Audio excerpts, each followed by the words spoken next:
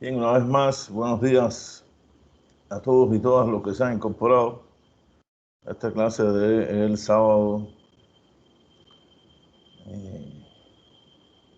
10 de abril, donde continuaremos en la parte o la segunda parte que tiene que ver con las técnicas de recogida de información. Y continuaremos para terminar lo que estábamos viendo con el cuestionario y después veremos entonces la entrevista. Para esto voy a compartir pantalla. Por favor, me dan un minuto.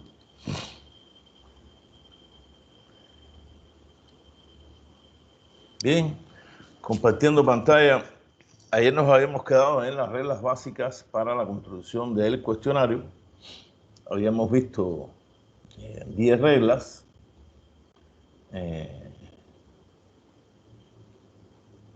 Todas importantes, pero podríamos destacar en el orden de importancia la necesidad de siempre los cuestionarios sean confidenciales y anónimos, la relación que tiene que tener con las hipótesis y por supuesto con el enunciado del problema, y así a otros puntos ya más relacionados con digamos experiencias personales sobre cómo conducir una entrevista. Continuando en esta parte, vamos a ver los tipos de cuestionarios. Tipos de cuestionarios que de manera general tenemos el cuestionario por el correo tradicional y el cuestionario por correo electrónico o correo electrónico más el cuestionario grupal. Cuestionario por el correo tradicional, bueno, aquí sabemos que en el caso específico de nuestro país es más difícil por las condiciones de seguridad e inseguridad. Por lo tanto, en la práctica, un cuestionario de este tipo es en este momento imposible realizarlo, pero realmente son cuestionarios que se realizan en Estados Unidos. Es una forma bastante tradicional y una forma, yo diría, incluso común.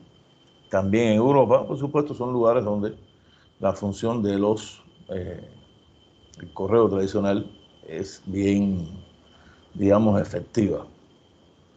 Esto en el caso nuestro lo ha sustituido los cuestionarios por el correo electrónico. O sea, los cuestionarios que se pasan pueden venir a nuestros correos personales, institucionales también, y empiezan a aparecer en estos momentos cada vez más en las redes sociales, casi siempre en el Facebook y también en WhatsApp. Como dos de las redes más importantes, no quiere decir que aparezca en otras redes. Telegram es una de las que ha desarrollado en los últimos tiempos, digamos, un espacio, tiene bastantes seguidores, muchos de los que estamos en WhatsApp también estamos en Telegram y así otros, pero realmente hasta este momento, de acuerdo a las estadísticas, tanto por Facebook como por WhatsApp es donde más se pasan estos tipos de cuestionarios. Incluso WhatsApp tiene, por supuesto pagándole, pero tiene el formato hecho para la realización de cuestionarios que son, yo diría, o que cumplen las reglas generales o las reglas más específicas relacionadas a cómo llevar a la práctica un cuestionario desde el punto de vista de las diferentes dimensiones que el programa, el software relacionado a estos correos electrónicos brinda. Repito, es pago. El pago está de acuerdo a la cantidad casi siempre de la muestra. O sea, en la mayoría de las veces, cada vez que aumenta la muestra también es más grande el costo. Pero aún así, comparado con los cuestionarios, digamos, que se hacen de manera presencial, que también es otro de los métodos bastante utilizados en El Salvador, sobre todo la Universidad, la UCA, la Universidad Centroamericana y la Universidad Tecnológica lo usan mucho, pero que tienen también el inconveniente de los costos y el empleo, sobre todo, de recursos humanos. O sea, esto de una u otra manera ha hecho que se emplee el método de utilizar las redes sociales, en este caso Facebook, para la realización de los cuestionarios, casi siempre, o bastante, yo diría, desarrollado con relación a lo que se ha llamado como sondeos de opinión de cara a elecciones u otros aspectos que pueden ser importantes en la realidad nacional. Y por supuesto, también existe el cuestionario grupal, donde ustedes han participado, yo creería, en bastantes ocasiones. Es que cuando ya, lógicamente, está acordado una hora, un lugar, a veces puede ser incluso no estar acordada ni la hora, pero yo creería que a todos nos puede haber ocurrido, se interrumpe en un momento de la clase y ahí mismo, incluso a veces se solicita por los que van a ser los encuestadores, hacer una encuesta a un grupo determinado.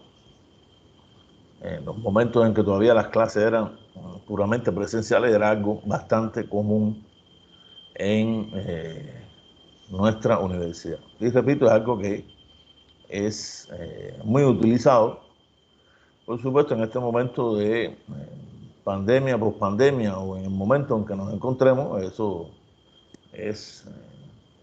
tiene diferentes visiones y diferentes perspectivas. No se está realizando, o sea, está más limitado, y realmente lo que más se está llevando a la práctica son estos cuestionarios por vía electrónica, como hemos visto anteriormente. En el caso de los equipos que van a realizar estos cuestionarios, en nuestra cátedra, la mayoría que van a realizarlo lo van a hacer por vía electrónica. Yo personalmente no creo que tengan grandes ventajas o desventajas. Es cierto que de manera cuando se hace el cuestionario grupal, siempre existe la posibilidad de hacer el llamado de atención a los que están siendo entrevistados, a la muestra o a parte de la muestra, sobre la importancia, etcétera, para que se realice de la manera más seria y profesional, se tome su tiempo incluso a la hora de responder las preguntas. Pero esto también puede ser, digamos, paliado cuando el cuestionario es vía electrónica y se coloca una introducción en el cuestionario que apela a la realización del cuestionario de la manera más profesional. Por supuesto, si a la vez se han cumplido las reglas que vimos en la clase anterior, en este caso, que no haya, o sea, su extensión, que las preguntas sean claras y precisas, que no haya ambigüedades o no haya manera de, digamos, de influir en la respuesta de los que están siendo encuestados, yo realmente creo que están en condiciones bastante parejas. Y lo cierto es que en el mundo de hoy cada vez más se utilizan los cuestionarios desde el punto de vista, digamos, por vía electrónica. Por lo tanto, así es como vamos a realizarlo en este caso de los equipos de investigación que realizarán los cuestionarios. Si hay manera de hacerlos presenciales, por supuesto, también se van a hacer presenciales, cumpliendo, por supuesto, las medidas de bioseguridad requeridas para evitar problemas a nuestra salud. Los cuestionarios como tal, aquí yo tengo ejemplos de los tipos de preguntas, vamos a verlo aquí con los ejemplos para que quede bien ilustrado. De todas maneras, quiero repetir, es importante que en esos cuestionarios aparezca bien grande, en negrita, que son cuestionarios confidenciales y anónimos. Si el cuestionario no es confidencial y no es anónimo, evidentemente va a traer consigo, va a influenciar o va a condicionar la respuesta de la muestra, de los que están siendo encuestados. Por lo tanto, es una limitación que desde el punto de vista, o desde mi punto de vista, es una limitación importante que puede influir en los resultados. Por lo tanto, les pido que todo el mundo ponga bien claro, todos los equipos, empezando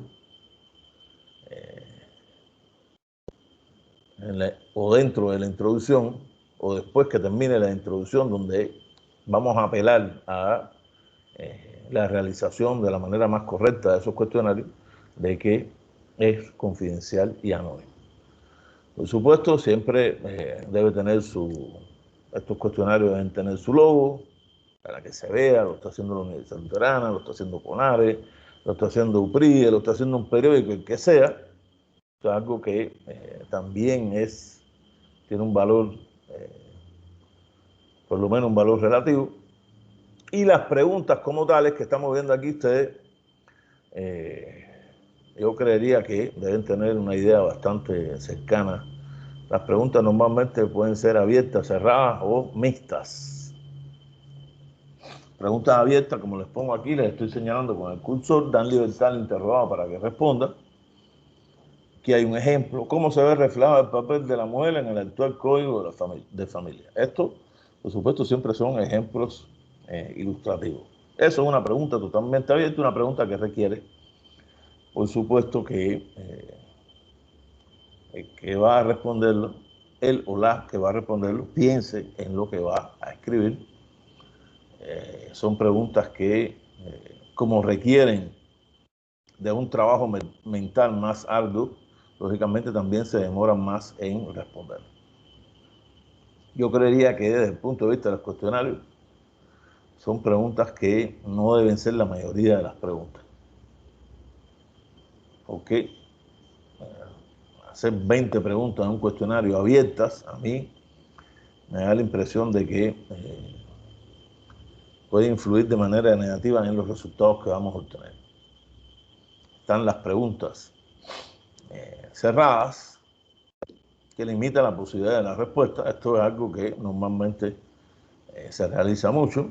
Le pongo aquí el ejemplo. ¿Le gusta el cine? ¿Sí o no? En el caso este es dicotómica porque solamente hay dos respuestas, o un sí o un no. Ahora, pueden ser también politómicas cuando las respuestas son más de dos, o pueden responderse más, y en este caso lo mismo. Podría decir, ¿le gusta el cine? Bueno, yo le pongo aquí como ejemplo, ¿qué le parece la programación del Canal 7 de la televisión? ¿Me gusta? ¿No me gusta? ¿Me es indiferente o me gusta poco? En este caso hay 4 respuestas. Yo casi siempre he pensado que las preguntas cerradas politómicas, en el caso de los cuestionarios, aunque por supuesto siempre hay que ver el objeto de estudio, qué es lo que estamos buscando, los objetivos de la investigación, ok, pero normalmente las preguntas cerradas politómicas son las que más se deben usar, porque esas preguntas, o sea, las respuestas a estas de más de dos posibilidades nos brindan a nosotros entonces, digamos, 4 dimensiones distintas en una respuesta. 4, 5, 6, las que se pongan. Por supuesto, en esto también hay que tener cuidado, porque no vaya a ser que haya 2 que se puedan parecer. No es el caso este, porque me gusta, no me gusta, me es indiferente, o me gusta poco, o me gusta poco, no me gusta, o me es indiferente, son 4 respuestas que son bien distintas, pero a veces se cometen los errores. Por ejemplo, me es indiferente, me gusta relativamente. Entonces, a veces, o me gusta poco.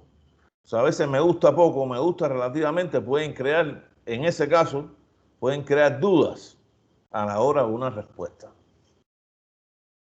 Por lo tanto, si bien es las que más se deben utilizar estas en este cuestionario de preguntas, o sea, cerradas, politómicas, yo creería que hay que tener cuidado también en elaborar bien las respuestas para que después, cuando vayamos a graficar esos resultados y más que todo analizar esos resultados, no haya dificultades de incluso que nos puedan confundir una respuesta u otra. Y están las preguntas mixtas, que a veces también aparecen desgraciadamente como, yo diría, en un excesivo uso. ¿Le gusta la aprobación del canal 2? ¿Sí o no? ¿Por qué? ¿Le gusta la aprobación del canal 4? ¿Sí o no? ¿Por qué? ¿Le gusta la aprobación del canal? Y así aparecen una serie de preguntas, todos con un sí o no y un por qué. E incluso yo he visto muchos cuestionarios donde un cuestionario de 15 preguntas, y las 15 preguntas son iguales. Realmente, por experiencia, yo creo que así no debe funcionar un cuestionario. Yo creería que las preguntas deben ser incluso combinadas. Estas preguntas mixtas sirven a veces, puede ser una pregunta abierta al final, esa pregunta que yo siempre le digo que al final debemos dejar para que si se nos quedó algo, el encuestado pueda decir o pueda darnos estado de opinión.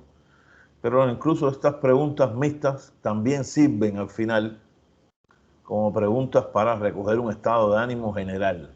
Podría ser incluso, ¿le ha gustado o le ha servido la respuesta a este cuestionario? Sí, no, ¿por qué? Y la persona que te va a escribir incluso nos puede estar, en ese caso, evaluando cómo ha visto el cuestionario. Estoy diciendo en el caso de poner una pregunta al final. A la vez, creo que en esto no debe haber ninguna duda, a la vez, por su función, yo creería que hay preguntas también, esto es importante, además preguntas de filtro, de control, o si las anteriores que hemos visto podemos llamar preguntas por su función como preguntas normales, preguntas que son diferentes o que las vamos a utilizar en el sentido para algo, son las preguntas que, en este caso, como les estoy planteando, son las preguntas de control o de filtro. ¿Qué es una pregunta de filtro? Que bastante, yo diría que se hacen, o que desde el punto de vista de hacer un cuestionario bien serio y profesional, deben formar parte de ese cuestionario. Son preguntas que le permiten al investigador conocer si el entrevistado conoce o no un tema determinado. Y les pongo el ejemplo. ¿Ha leído usted el reglamento del OLS, sí o no? ¿Por qué esto es una pregunta de filtro? Porque si estamos haciendo una investigación sobre el estudio del reglamento de la Universidad Luterana y te responde que nunca lo ha leído, entonces realmente a partir de ahí esa persona no tendría razón que esa persona siguiera respondiendo el cuestionario. Y en el caso de estos cuestionarios electrónicos, cuando esto ocurre, esa pregunta de filtro automáticamente hace que el cuestionario para ese encuestado se cierre. O sea, ahí mismo, automáticamente, el logaritmo responde gracias por participar en la encuesta y lo da por enviado.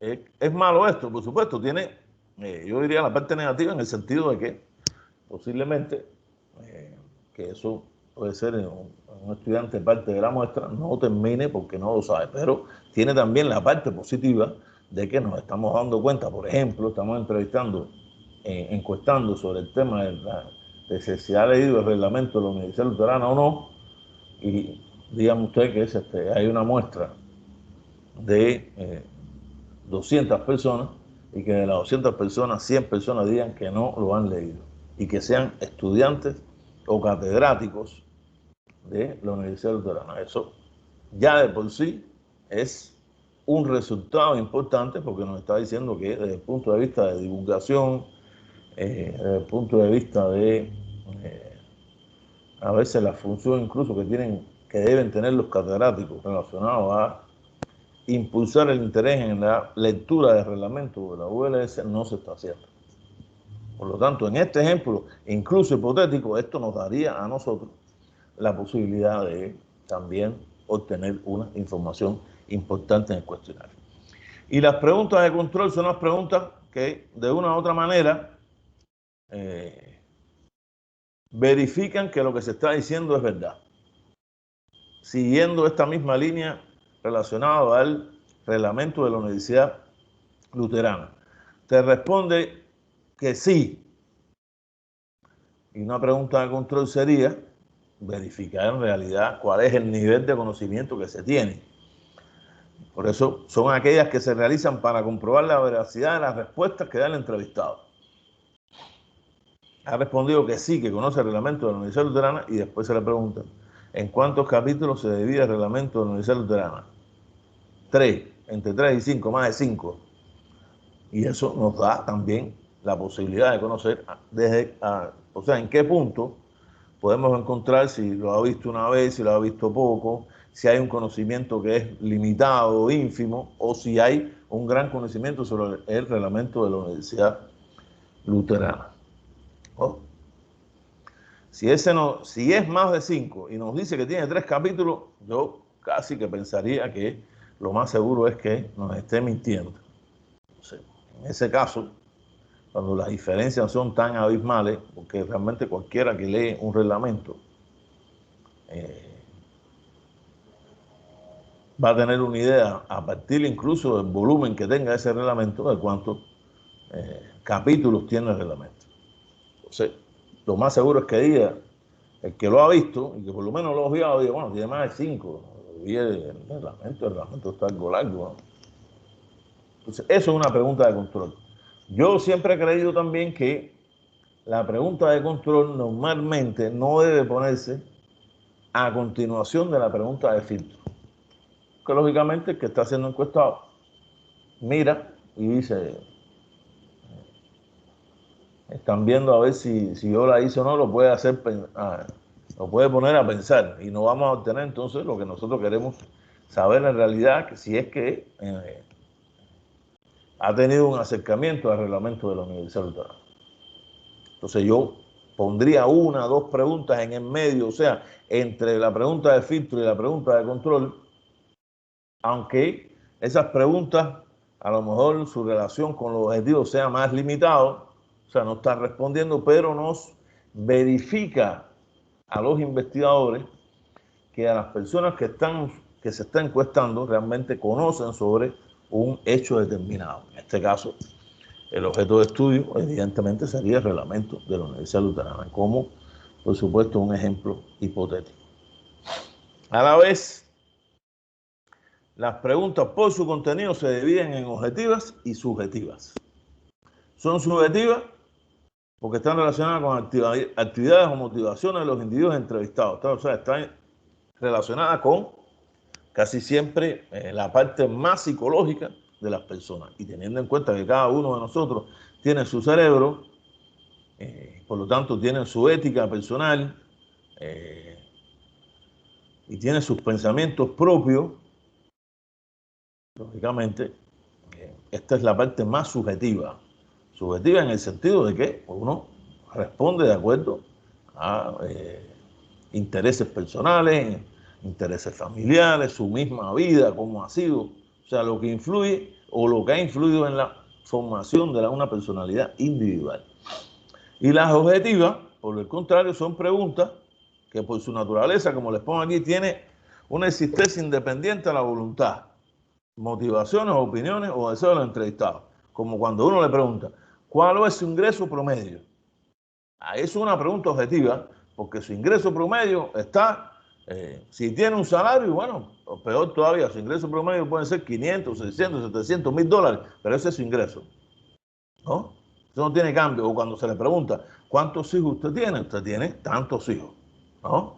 No es que tiene, bueno, creo que más o menos, bueno, no creería muy serio que esta parte nos pueda dar risa, no lo tomen. No me lo he preguntado por gusto. Es algo objetivo. ¿Cuánto es los familiares que uno tiene? ¿No? ¿Cuántas personas viven en su casa? Es una pregunta objetiva. En mi casa viven 1, 2, 3, 4 y 5. Viven 5 personas. Son objetivos, viven esa gente en la casa. No es ni más ni menos.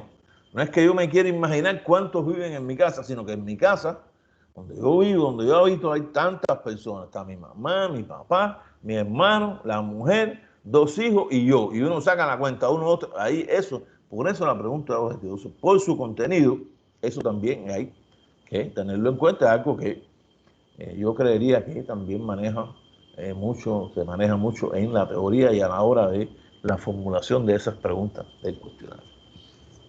Esta es la parte que nos faltaba a nosotros de ayer.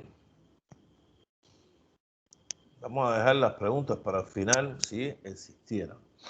Y vamos a pasar entonces a la entrevista, que es, vimos ayer, la observación, acabamos de concluir el cuestionario y vamos a ver ahora la entrevista.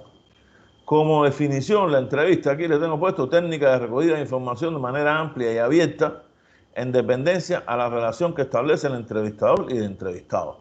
El entrevistador debe tener claro el objetivo de la entrevista y cuáles son los aspectos importantes sobre los cuales se necesita obtener la información. Yo creo que, incluso hemos visto ayer, si el cuestionario es una manera de recogida de información masiva, en el caso de la entrevista, es mayoritariamente, no de manera absoluta, aquí no hay nada absoluto, mayoritariamente la entrevista se le aplica a los que se ha llamado en algún momento los stakeholders, o sea, los informantes clave. Es la última, digamos, el último concepto, cómo se ha ido derivando, ¿no? Que ha quedado ahora en la teoría, en los últimos libros, posiblemente que más influencia en El Salvador, los libros de Sampieri, sobre todo, le ha llamado así, informantes clave, que simplemente viene del inglés, de los stakeholders, o sea, la gente que en el caso de una investigación hay que entrevistar a esa persona o a alguien que tenga esa información en el objeto de estudio, porque si no, el resultado de la investigación tendría límites, estaría limitado en esa obtención de la información. Por supuesto, es una forma también amplia y abierta, esto siempre puesto entre comillas, de recoger información, porque la entrevista va a ser una entrevista, digamos, se hace de manera presencial, de manera personal, cara a cara, y puede hacerse también por teléfono, hay entrevistas por teléfono, donde no está cara a cara, pero hay una relación también directa, o sea, se está haciendo en tiempo real. En este momento, del uso de las diferentes plataformas relacionadas a la educación, se están realizando muchas entrevistas vía Zoom, posiblemente vía Teams también se realice, pero realmente más se hace vía Zoom, que es, digamos, el programa que más puede asimilar esto. Se está haciendo también bastante yo diría, por el costo también, o sea, un costo menor por el mismo Gmail, o sea, en ese formato de Classroom, que es bastante, solamente hay que tener una cuenta para acceder, para poner una fecha y para directamente contactar. Puede ser un grupo, pero repito, puede ser una persona para entrevistarla. Aunque realmente me da la impresión que en este momento en El Salvador se está utilizando sobre todo Zoom. Que ustedes saben que, o ustedes deben saber, que Zoom es gratis hasta los 40 minutos. O sea, 40 minutos uno no tiene que tener el programa. Si no terminan los 40 minutos, lo que hay es que cerrarlo y volver a abrirlo otra vez. Eso, por supuesto, dificultaría mucho una entrevista. Pero cuando es pagado, los precios yo realmente creo que, por lo menos en Zoom, parecen no ser caros. Cuando es pagado no hay esta interrupción y, por supuesto, facilita la realización de una entrevista por esta plataforma. Haciéndole un comercial, no es extraño, las ganancias de Zoom el año pasado oscilaron en los 4.000 millones de dólares y se hizo un programa posiblemente más caro, como programa relacionado a la educación más caro, más, no caro, más utilizado a nivel mundial. Ahora, aquí cuando le pongo que el entrevistador tiene que tener claro los objetivos de la entrevista, cuáles son los aspectos, eso es simplemente, compañeras y compañeros, que cualquiera que va a ser el entrevistador de un equipo se conoce bien de memoria cuáles son las preguntas que se van a realizar, porque participó en la confección de esa entrevista, que yo creo que es importante. Entrevistas que, como vamos a ver, pueden ser estructuradas, no estructuradas o semiestructuradas, pero que en el caso nuestro van a ser entrevistas estructuradas, o sea, van a tener un orden de preguntas, empezando por la pregunta 1, con una introducción también, por supuesto, y empezando desde la pregunta 1 hasta la pregunta que se termine. O sea, van a ser entrevistas estructuradas. Y esto, por supuesto, sumado a que todos los miembros del equipo participan a un mismo nivel en la confección de la entrevista, hace que los objetivos, o sea, qué es lo que nosotros queremos, cómo vamos a buscar la información, sean bien, yo diría, bien claros y sea fácil la aplicación de la entrevista. Fíjense la influencia que puede tener esto, compañeros, porque a veces los entrevistados se le hace una pregunta y te empieza a responder y te ha respondido, a lo mejor te respondió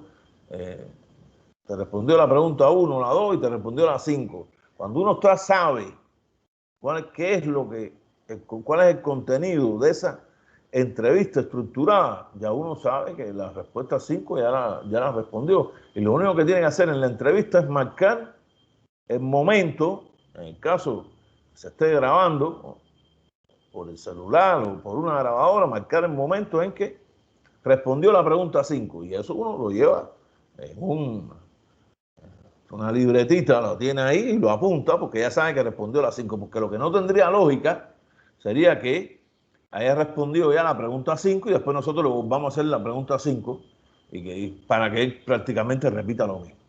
Eso no tendría sentido.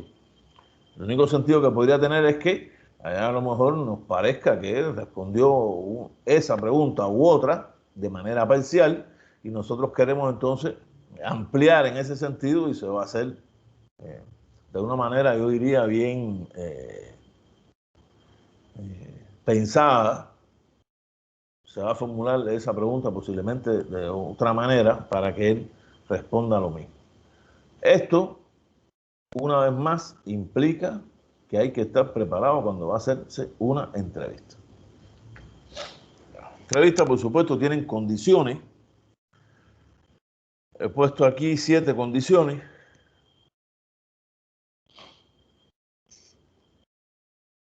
No hay la menor duda, incluso yo creería que por teléfono, pero de manera presencial, es todavía más importante. La primera condición, que es lo primero que uno va a hacer cuando uno va a entrevistar, uno se tiene que presentar.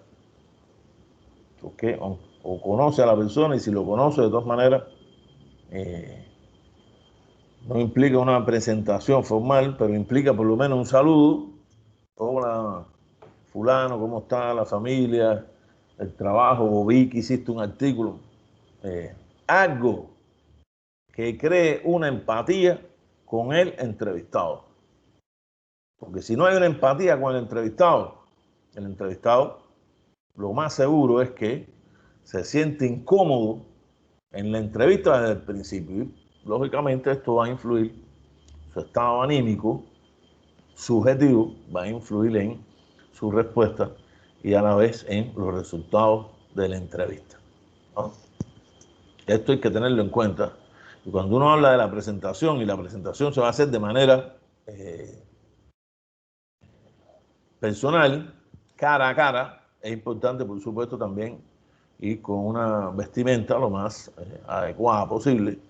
Cuando digo la más adecuada posible, no es que ir con un traje, todo lo contrario. Se puede ir a entrevistar a una persona y se aparece uno con un traje y ahí mismo lo que se crea es una condición de empatía. O sea, nadie no te quiere porque la persona no usa traje, porque la persona está en un momento de su trabajo donde está trabajando de la manera más informal, y alguien que se aparezca con un traje, entonces lo que nos puede crear es temor ante la entrevista. Por lo tanto, cuando digo que la forma de vestir, es que la forma de vestir tiene que estar directamente relacionada con quién es la persona y en qué condiciones se le va a realizar la entrevista. Yo siempre he creído, cuando se va a hacer una entrevista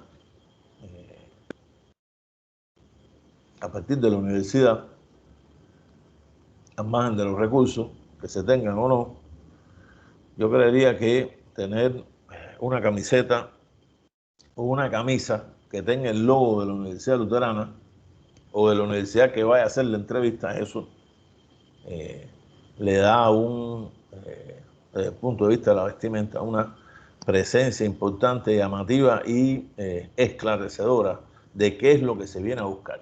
La persona ve vestido, ve con el logo de la Universidad Luterana y dice, no, es la gente de la Universidad Luterana que me vienen a entrevistar. Eso psicológicamente, aunque no lo diga, está abonando a que desde un primer momento haya o empiece a nacer una empatía entre entrevistador y entrevistado. La segunda condición, el entrevistador debe escuchar paciente y amistosamente, pero a la vez razonadora y críticamente, manteniendo en todo el transcurso de la entrevista un ambiente psicológicamente confortable. Esto también es importante. La paciencia, a veces en el caso de las entrevistas en nuestro país, tiene que ser abundante. Desgraciadamente hay muchas personas que les gusta oírse, hablan en extremo, tienen esa característica, les es difícil dar una respuesta directa, dan rodeos, a veces desgraciadamente grandes rodeos a la hora de responder algo, sobre todo cuando esa persona considera que la respuesta puede afectar o su imagen o la imagen de la institución que representa. O a un hospital, a entrevistar al director del hospital o a la directora y le pregunta al director y a la directora cómo se sienten los trabajadores, han habido problemas laborales o sindicales, y difícilmente te den una respuesta directa, te empiezan a hacer primero te dan unos grandes antecedentes y unos antecedentes históricos de aquí había antes tantos trabajadores, ahora hay tantos, los salarios, ustedes recuerdan que en los años 80 y los 90 pasados siglos, ahora después cuando se puso la AFP, y te hacen una gran historia de que a veces puede ser importante, abona en lo que estamos buscando en la entrevista, pero en otros casos lo que hace es llevarnos a unas larguísimas informaciones, larguísimas transcripciones, a veces incluso repetitivas, o sea, se empiezan a repetir lo mismo que nos está diciendo. Y por supuesto hacen que a la hora del análisis de ese discurso sea más complejo. La tercera condición, el entrevistador no debe expresar una actitud dominante respecto al entrevistado ni manifestar ninguna opinión propia. Esto es más que importante. No se dice, yo creo, porque desde el momento que uno dice que a mí me parece, yo creo, mi experiencia me dice, en ese sentido, evidentemente el entrevistado se está influenciando en la respuesta. El entrevistado no te va a responder o te va a responder limitado, porque va a considerar de que ya de por sí tú estás de acuerdo con una cosa u otra, y si esa cosa está en contra de lo que él piensa, ahí mismo los resultados van a estar realmente comprometidos. Esto se relaciona directamente con la cuarta condición. El entrevistador no dará valoraciones morales en ningún tipo, ni consejo de ningún tipo tampoco. A mí me parece, mire, que si usted a lo mejor deja que sus trabajadores se vayan un poco antes, así los use, nunca se puede decir eso. En primera, porque está influenciando, y en segunda, porque esa información es suya y no vale para nada absolutamente en la recogida de la información para una investigación determinada. Por lo tanto, no solo es contraproducente en el sentido de que se está influenciando de manera negativa las respuestas que se están dando, sino que está usted perdiendo su tiempo, porque lo que usted dice no va escrito. Usted solamente pregunta, ¿no? Y puede a lo mejor tratar de, si se ha salido de la respuesta el entrevistado de una manera muy pausada, de tratar de encauzarlo en lo que se quiere. Pero hasta ahí, lo otro no tiene nada que ver. Si nosotros damos una opinión, esa opinión, ¿qué puede tener que ver para la entrevista? Absolutamente nada. La otra condición, el entrevistador no manifestará a través de gestos específicos que generen información extraverbal. Esto también es muy importante, hay que tenerlo muchas veces en cuenta. Es algo que en la vida muchas veces hay que practicarlo hasta lograr hacerlo, porque tenemos la tendencia de darle información extraverbal. Es algo que yo siempre he considerado humano. Hacerse la mano por el pelo, hacer una mueca, cuando se empieza a dar una respuesta, sentarse de una manera, cruzar los pies, empezar a mover las extremidades o los brazos, cruzarse de brazos, esas cosas, que es información extraverbal,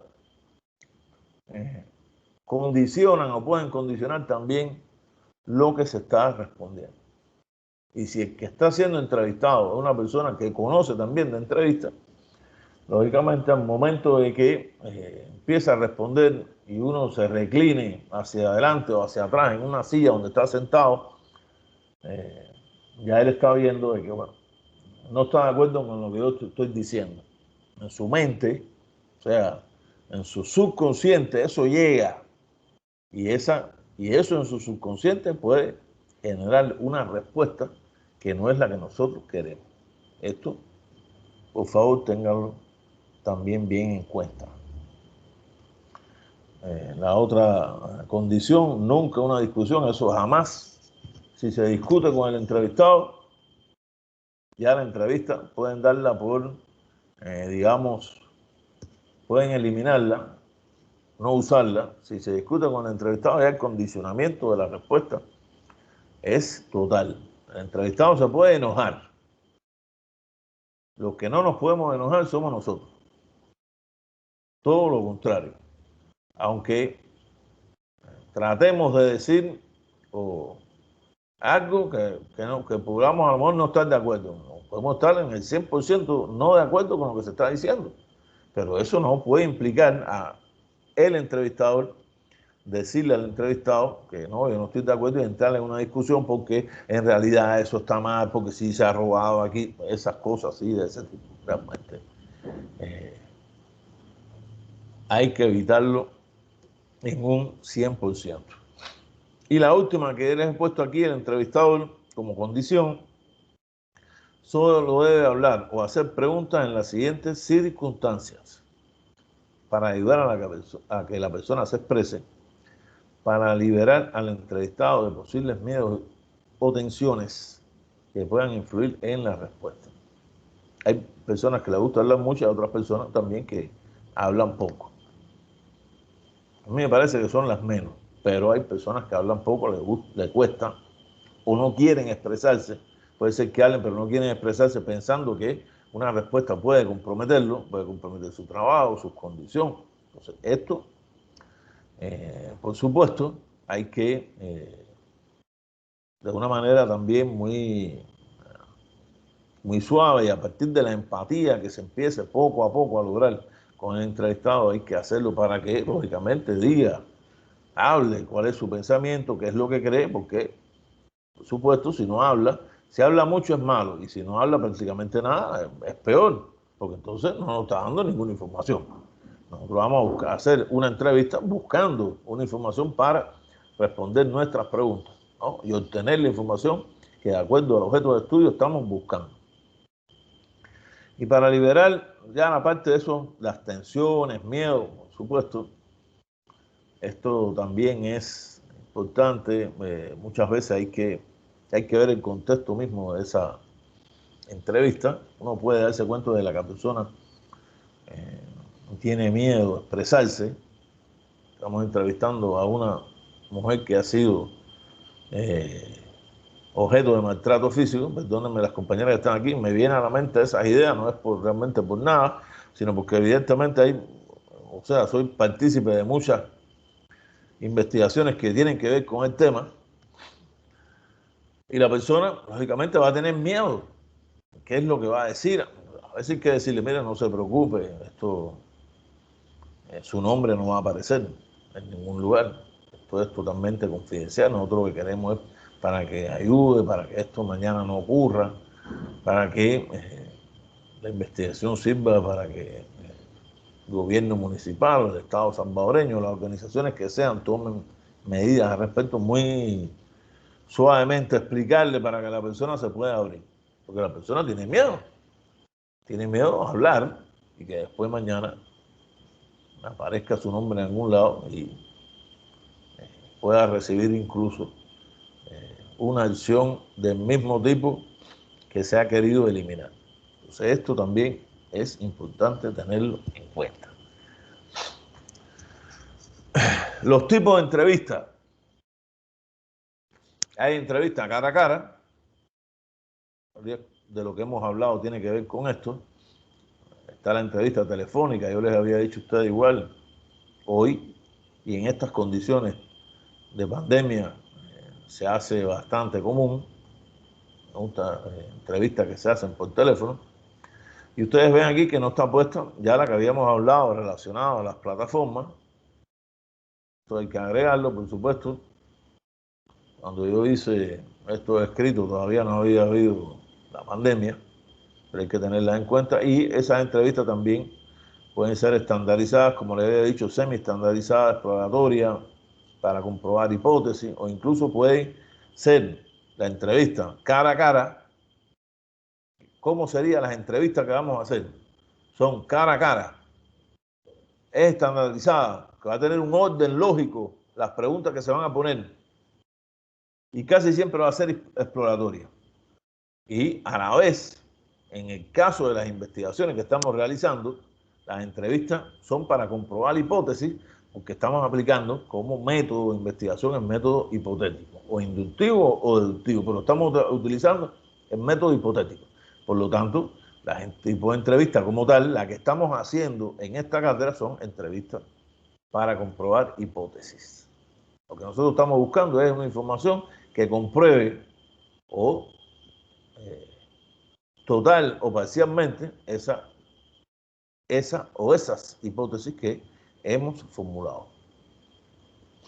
Ahora, según la relación que se establece con el entrevistador, es telefónica o cara a cara. Habría que, cara a cara, poner entonces, digamos, las entrevistas por plataforma, porque realmente una entrevista por una plataforma determinada, en este caso Zoom, como les había dicho, es una entrevista también cara a cara. Es online. Es una entrevista donde las dos personas, lo único que no están físicamente uno al lado de la otra, pero sí están haciéndose la entrevista. Hay una relación temporal que es la misma. No es que yo pregunte y que después la respuesta me llegue, sino que también es cara a cara. Lo único que no, hay un contacto físico, pero sí hay una aproximación, digamos que lo único que lo limita es que no existe el contacto físico. O sea, una entrevista por un programa de este tipo habría que considerarlo como una variante de las entrevistas cara a cara. Según la forma que se adopta la entrevista, bueno, ya lo hemos visto, estandarizada. Esas son las preguntas esos son la forma en que se va a realizar nuestras entrevistas, va a ser de esta forma. No estandarizada es cuando son temas los que se discuten, y semi-estandarizada es cuando se combinan esas preguntas que ya se han elaborado con temas o quedan a veces temas abiertos. A mí no me parece que las entrevistas no estandarizadas sean las más útiles de utilizar, en primer lugar porque cuando se va a preguntar por temas, las respuestas pueden quedar diluidas y a la hora entonces de organizar ese resultado nos va a costar más trabajo. Incluso si es semi-estandarizada y hay una elaboración de preguntas, pero al final dejamos un tema totalmente abierto. Esa parte podría darse, fíjense, podría ser, pero a mí yo considero personalmente de que es mejor que las preguntas, o sea, las entrevistas sean realmente estandarizadas. Es más cómodo para ustedes que esas respuestas, incluso después, digamos, graficarlas, un cuadro, un esquema, lo que se vaya a hacer, que por supuesto vamos a ver en otro momento ejemplos relacionados a esto. Según los objetivos de la investigación, ya les había dicho, igual exploratoria o probación de hipótesis, les expliqué al respecto.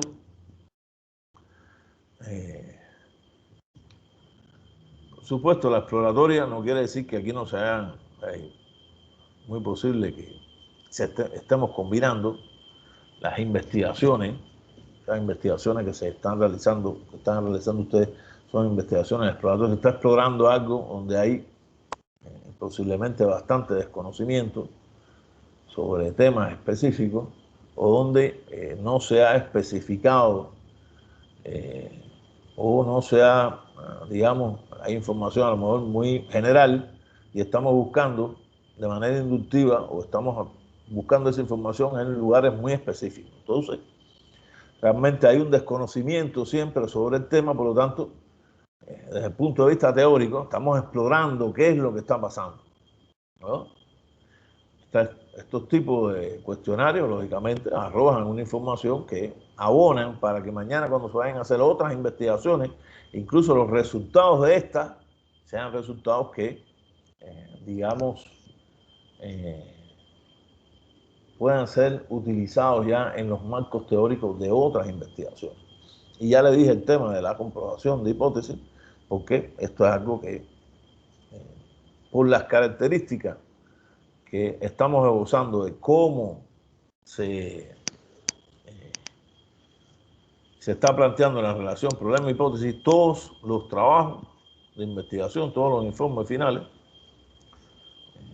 y hasta este mismo momento, ustedes saben la importancia que le doy yo a esa relación enunciado del problema e hipótesis. Por lo tanto, estamos comprobando hipótesis con las preguntas que se hagan en las entrevistas. Y aquí ya, de manera final, esto es lo último, yo había puesto aquí una pequeña comparación entre ambas técnicas. El cuestionario solo recoge la información esencial, tiene un carácter impersonal y directo, es más extenso y costoso. El entrevistado se siente más seguro en el anonimato. Los entrevistados no necesitan entrenamiento. Y en la entrevista, por la relación personal y presencia física es más rica y variada, el entrevistador, por su acción directa, puede incidir en la respuesta de los sujetos, es menos costosa y menos extensiva.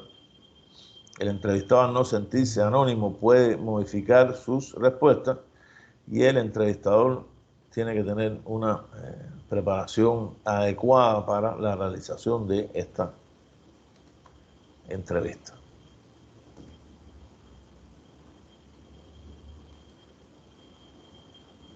Yo creería que, así de manera resumiendo, lo que hemos visto hasta este momento en el tema de la entrevista,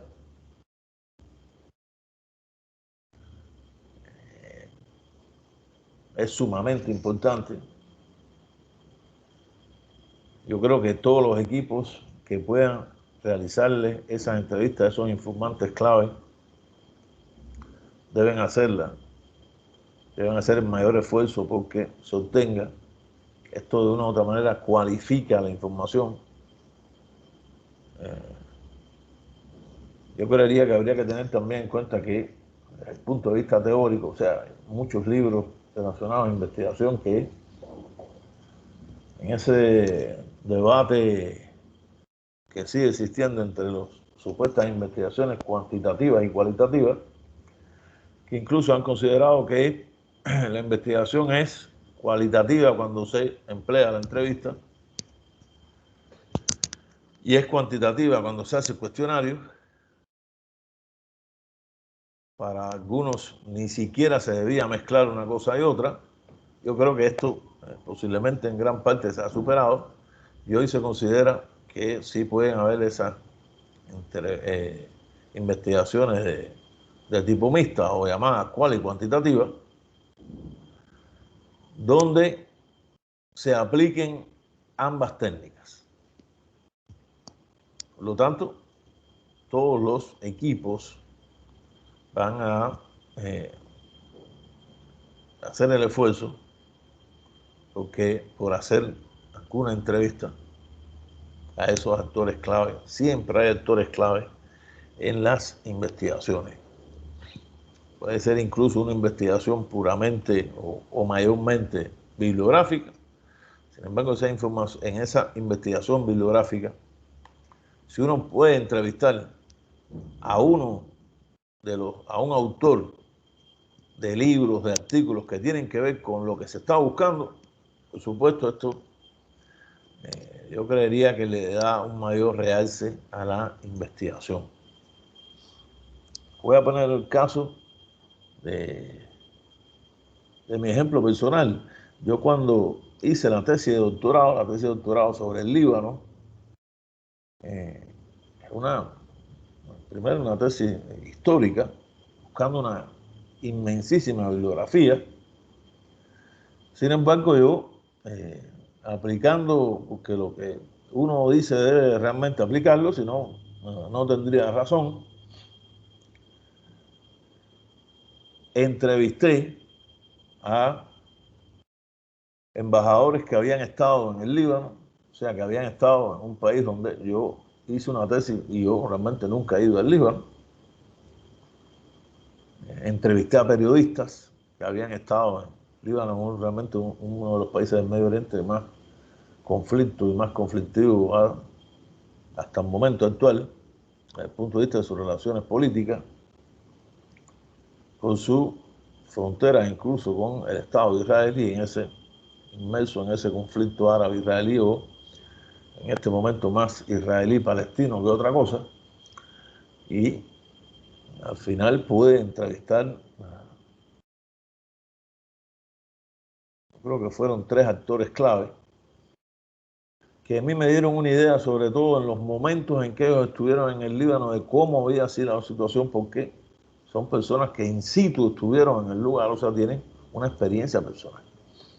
Eso, tómenlo como ejemplo, ustedes, porque yo sigo pensando de que, aunque la investigación sigue siendo bibliográfica, fíjense, pero se puede hacer una entrevista.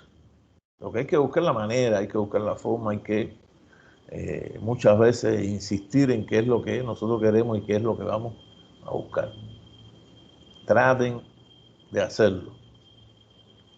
Eso abona el conocimiento de ustedes. Van a hacer una entrevista, van a ser partícipes de esa entrevista. El equipo.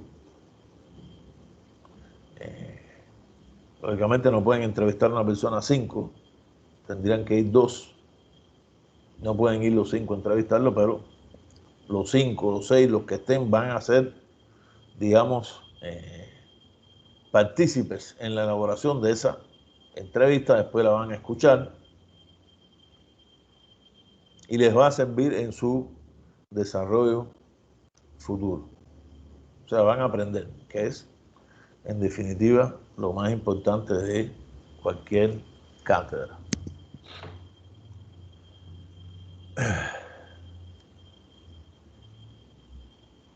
Hasta aquí es digamos, esta presentación que teníamos ya relacionado, donde hemos terminado, evidentemente, nuestras 3 técnicas: observación, cuestionario y entrevista.